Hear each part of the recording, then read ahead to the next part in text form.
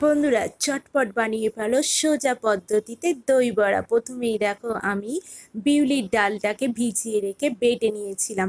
তারপরে দেখো বড়া বড়ার মতন করে লো টু মিডিয়াম ফ্লেমে ভেজে নিয়েছিলাম উল্টে পাল্টে। আমি একটু লাল লাল করেই ভেজেছিলাম, যেহেতু দইয়ের মধ্যে দেব, মানে জিনিসটা দইটা টানলে একটু সফট হবে আর ভালো লাগবে। আর দেখো দইটাকে আমি ফাটিয়ে নিলাম। ফাটিয়ে নেওয়ার পর দইয়ের মধ্যে আমি দিয়ে দিয়েছিলাম লাল লঙ্কার গুঁড়ো, বিট লবণ, আর দিয়ে দিয়েছিলাম একটু স্বাদ মতন চিনি। আর এখানে আমি তেঁতুলের কাত বানিয়ে নিয়েছিলাম, তার মধ্যে একটু চিনি দিয়ে দিয়েছিলাম।